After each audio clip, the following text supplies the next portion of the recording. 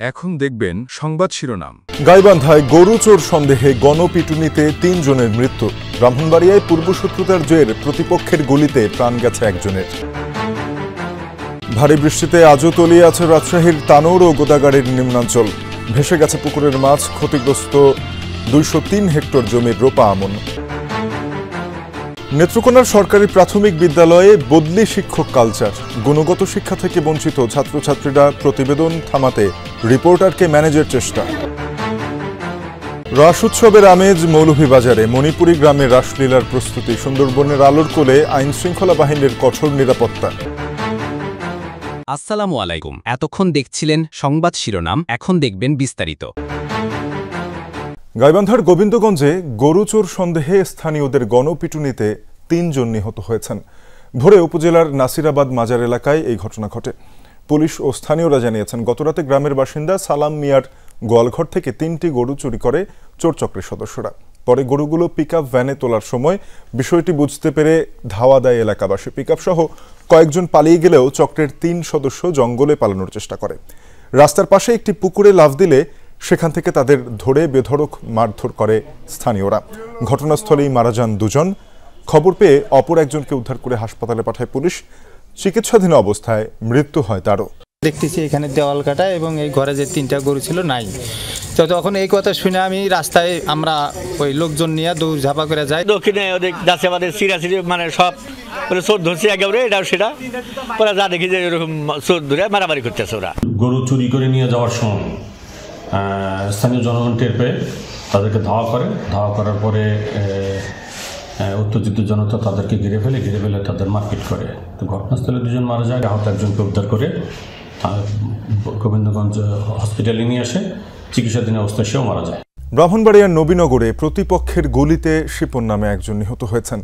শনিবার রাতে উপজেলার বাড়িকান্দি ইউনিয়নের গনি শাহ মাজারের পাশে একটি হোটেলে এই ঘটনা ঘটে। পুলিশ জানায়, দীর্ঘদিন ধরে এলাকায় আধিপত্য বিস্তার সহ নানা বিষয় নিয়ে নূরজাহানপুর গ্রামের শিপনের সাথে থোলাকান্দি গ্রামের রিফাতের বিরোধ চলছিল। এরই জেরে গত রাতে শিপন গনি শাহ মাজারের পাশে একটি হোটেলে খাবার খাওয়ার সময় তাকে লক্ষ্য করে গুলি চালায় রিফাত। এ সময় শিপন ও হোটেলের এক কর্মচারী সহ 3 জন গুলিবিদ্ধ হন। তাদের উদ্ধার করে নবীনগর উপজেলা স্বাস্থ্য কমপ্লেক্সে নেওয়া হলে চিকিৎসক তাদের ঢাকায় পাঠান। পরে চিকিৎসাধীন অবস্থায় মৃত্যু হয় শিপনের। গুলিবিদ্ধ ইয়াসিন ও নূর আলমের অবস্থাও আশঙ্কাজনক। পুলিশ আরও জানায়, শিপন ও রিফাত ডাকাতির সাথে জড়িত। ভারী বৃষ্টিতে রাজশাহীর তানোর ও গোদাগাড়ির নিম্নাঞ্চল এখনও প্লাবিত। তলিয়ে আছে রোপা আমন সহ শীতকালীন শাকসবজির ফলন। ভেসে গেছে পুকুরের মাছ। শুক্রবার রাত থেকে শনিবার সকাল পর্যন্ত কয়েক ঘন্টা ভারী বর্ষণ হয় রাজশাহী জনপদে। এতে জলমগ্ন হয়ে পড়ে বিস্তীর্ণ অঞ্চল।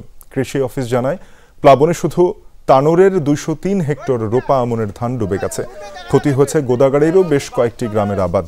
তলিয়ে গেছে আলু, পটল সহ শীতকালীন শাকসবজির ক্ষেত। ভেসে গেছে শতাধিক পুকুরের মাছ। দ্রুত পানি নিষ্কাশন না হলে ধান নষ্ট হওয়ার শঙ্কা করছেন কৃষকরা। অবস্থা পর্যবেক্ষণ করে দ্রুত পদক্ষেপ নেওয়ার আশ্বাস দিয়েছে স্থানীয় প্রশাসন। কলমা ইউনিয়নের মধ্যে মোটামুটি 20 থেকে 22টা গ্রাম অত্যন্ত ক্ষতিগ্রস্ত, কারণ প্রায় আধা পাকা ধান পানির নিচে তলায় গেছে। অনেক ক্ষয়ক্ষতি হয়েছে ভাই আমাদের এখানে। গতকালকে রাস্তাতে 1 মাজা পর্যন্ত পানি ছিল, ধান ডুবে গেছে দেখতে পাচ্ছেন, অনেক পুকুর ভাটায় গেছে। এখানে আসলে পানি না নামা পর্যন্ত ক্ষয়ক্ষতি সেটি কিন্তু এই সমস্যার সমাধান হবে না, এবং স্থানীয় প্রশাসন যারা এখানকার স্থানীয় রয়েছে, কৃষক রয়েছে, তাদের সাথে কথা বলছেন এবং পানি আসলে যাতে দ্রুত নামে সে বিষয়ে বিভিন্ন জায়গায় বাঁধগুলো এবং যেখানে পানি জমে আছে সেই জায়গাগুলো আসলে নিষ্কাশন করা হচ্ছে। আমি দাঁড়িয়ে রয়েছি যেখানে, এখানে দেখতে পাচ্ছেন বিস্তীর্ণ একটি মাঠ। সেই মাঠে কিন্তু আমন ধান সেটি কিছু কিছু জায়গাতে একদমই তলিয়ে গিয়েছে, আর যে জায়গাগুলোতে ধান এখন রয়েছে সেটা কিন্তু ধান পড়ে গিয়েছে, কারণ এই ধানের প্রচুর পরিমাণে পানি হওয়ার যে বিষয়টি সেখানে হলে আসলে ধানগুলো দাঁড়িয়েছিল। আরও 10 থেকে 12 দিন আধা পাকা যে ধানগুলো রয়েছে সেগুলো কাটার সময় ছিল, কিন্তু এখন সে পানি জমে যাওয়ায় এই ধানের গাছগুলো আসলে শুয়ে গিয়েছে। এই কারণে ধানের ক্ষেত্রে কিন্তু যে মারাত্মকভাবে কৃষক, এখানকার যারা কৃষক তারা ক্ষতিগ্রস্ত হয়েছে। নেত্রকোনায় বেশিরভাগ সরকারি প্রাথমিক বিদ্যালয়েই বদলি শিক্ষক দিয়ে চলছে পাঠদান। এ নিয়ে প্রতিবেদন করতে গেলে রিপোর্টারকে ম্যানেজের চেষ্টা করেন খোদ উপজেলার শিক্ষা কর্মকর্তাই। প্রাথমিক বিদ্যালয়ের শিক্ষা ব্যবস্থা বেহালের কথা স্বীকার করে ব্যবস্থা নেওয়ার আশ্বাস দিয়েছেন প্রাথমিক ও গণশিক্ষা উপদেষ্টা। ছন্দের তালে তালে শিক্ষার্থীদের কবিতা পড়াচ্ছেন শিক্ষক, শিক্ষার্থীরাও আনন্দ নিয়ে আওড়াচ্ছে সেই বুলি। আপাত দৃষ্টিতে খুব চিরায়ত দৃশ্য মনে হলেও প্রদীপের নিচে রয়েছে অন্ধকার। নেত্রকোনার খালিয়াঝুড়ি উপজেলার রোকেয়া সাত্তার চৌধুরী সরকারি প্রাথমিক বিদ্যালয়। সেখানে গিয়ে দেখা যায় 5 শিক্ষকের মধ্যে উপস্থিত মাত্র 2 জন। সহকারী শিক্ষক নাজমা আক্তার অনুপস্থিত থাকায় তার পরিবর্তে দ্বিতীয় শ্রেণীতে ক্লাস নিচ্ছেন ডিগ্রি 2য় বর্ষের শিক্ষার্থী হ্যাপি আক্তার। শিক্ষক না হয়েও নিয়মিত হাজিরা খাতায় স্বাক্ষরও করেন তিনি। আমি স্টুডেন্ট, আমার ক্লাস নিতে ভালোই লাগে। নাজমা ম্যাডাম একটু অসুস্থ, আমার আন্টি হয়। আমি সরকারি না, আমি প্যারা শিক্ষক হিসেবে ক্লাস নিচ্ছি। স্বাক্ষর আমি এই কয়েকটাই দিচ্ছি, আমি পারি না, মিলাইতে পারি না। বদলি শিক্ষক দিয়ে মাসের পর মাস ধরে ক্লাস চালানোর বিষয়টি স্বীকার করেন প্রধান শিক্ষকও। সে মানে খুবই বেশি পণ্ডিত, সে নিজেই এইগুলি করে গেছে যে আমি প্যারা শিক্ষক দিয়ে আমার ক্লাসটা যাতে কোনো ক্ষতি না হয়, সে এটা নিজেই করে গেছে। যেহেতু সে দীর্ঘদিন থাকবে, শিক্ষা অফিসারের অনুমতি ছাড়াই আমি যে ধরনের আমি যে ভুলটা করছি, এই ভুলটার তো আমার কোনো নাই। কতদিন ধরে প্যারা শিক্ষক ক্ষমার অযোগ্য। বিভিন্ন স্কুলে বদলি শিক্ষক দিয়ে ক্লাস পরিচালনার বিষয়টি জানতে চাইলে রিপোর্টারকে ম্যানেজের চেষ্টা করেন উপজেলা প্রাথমিক শিক্ষা কর্মকর্তা। সে চেষ্টায় ব্যর্থ হয়ে অভিযুক্ত শিক্ষকদের বিরুদ্ধে বিভাগীয় ব্যবস্থা নেওয়ার আশ্বাস দেন তিনি। রাস উৎসবকে কেন্দ্র করে চলছে শেষ মুহূর্তের প্রস্তুতি। মৌলভীবাজারের মণিপুরি গ্রামগুলোতে চলছে রাসলীলার মহড়া। সুন্দরবনের আলোর কোলে রাস উৎসবের সব ধরনের প্রস্তুতি সম্পন্ন করেছে বন বিভাগ ও পূজা উদযাপন কমিটি। প্রথমবারের মতো আইন শৃঙ্খলা বাহিনীর পাহারায় পুণ্যার্থীদের নেওয়া হবে পূজা স্থানে।